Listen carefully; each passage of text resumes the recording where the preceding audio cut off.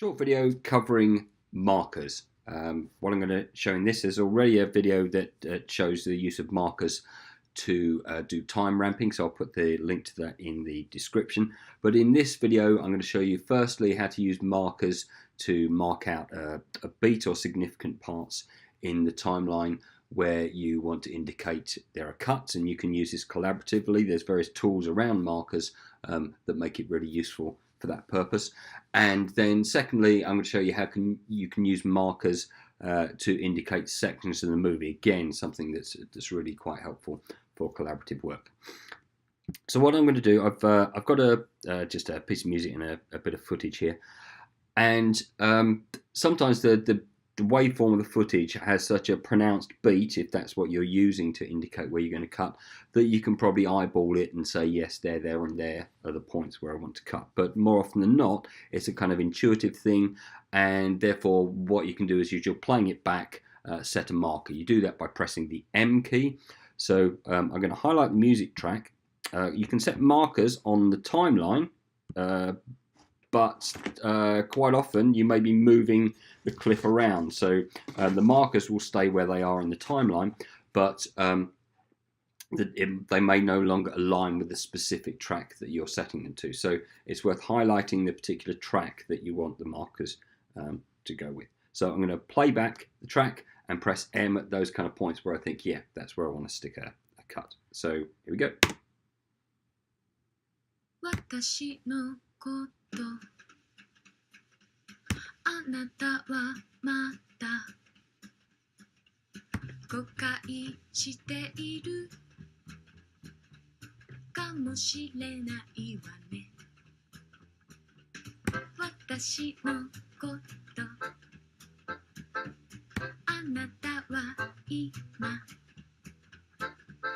嫌な Okay, that's enough. So what you noticed happened here, and it's down to how precise I am in doing this. I can always move a marker, but I've now got along embedded in the track, so I could move this track along, and you see the markers will stay in their position regardless. Markers that I place up here, at the moment that aligns roughly with here, but that's going to stay exactly where it is as I move this track along. So you've got to think about whether you want the markers to indicate points on the timeline, absolute time, or relative time in relation to the clip.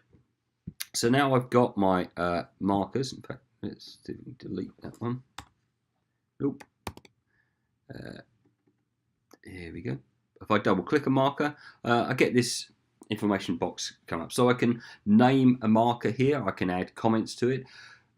So you can imagine if you come to a timeline that someone's previously been edited, you can change the color of the markers. This is good for incremental editing. So maybe you say, okay, I've gone through the footage, I've just added some red markers. So I can change the color of that marker and then add some comments to it. And it's a way of equivalent of kind of post-it notes, if you like, adding comments to the footage.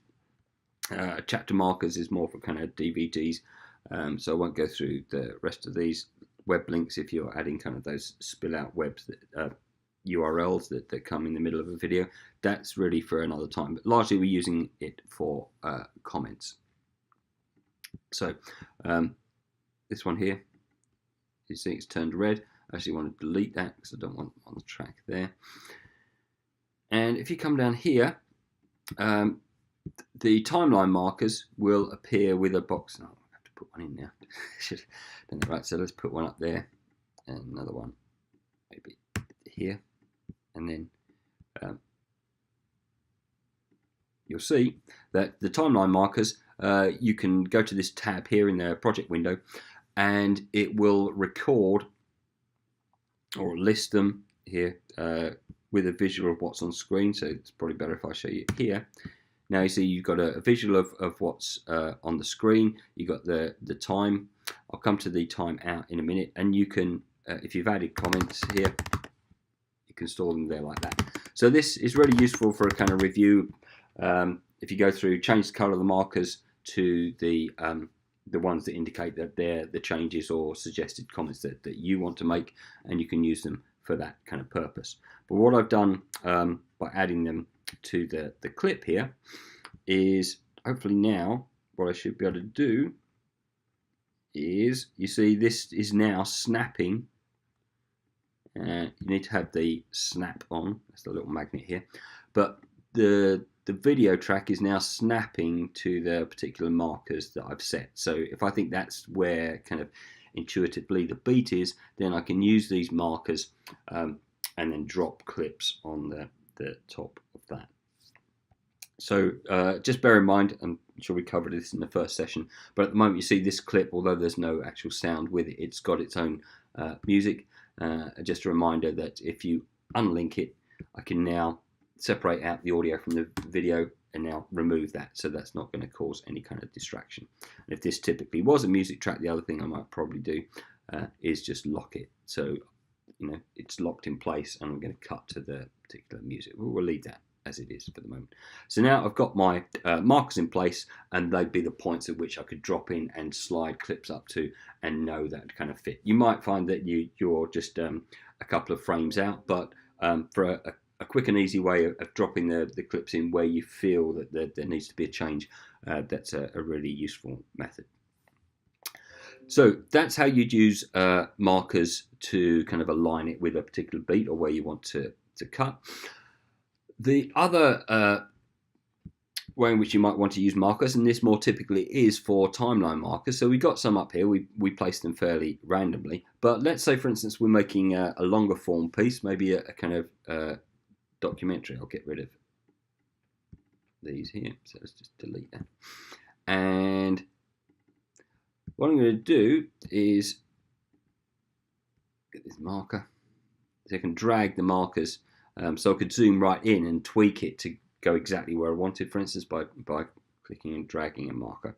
But I've got this marker here, and I've placed it right at the start. And if I can now still access it by clicking it, I can come in here. You can add a duration to a marker. Now, you might think, well, then it's not a particular spot. It doesn't indicate anything. But you're using it now for a different purpose. It indicates a section rather than a point.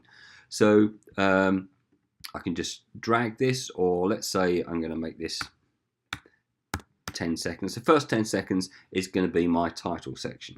So I'm going to go like that. And I can actually now name this title section. And I'll probably want to get rid of the comment because that's a load of old nonsense. So let's just get rid of that.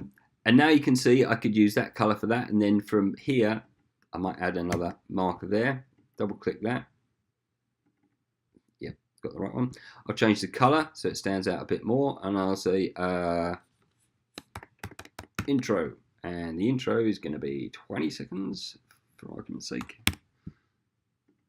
Like that. And now you can see that I've got a representation of how the video is broken up. So again, for working collaboratively, you might think, okay, we're going to make a 3-minute promo video. What are the kind of key points we're covering? If you're working for a commercial client, it might be that we need to show product A, product B, we need an interview with a CEO, etc., etc.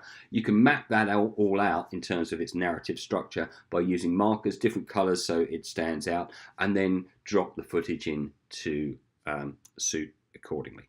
So that's the use of markers.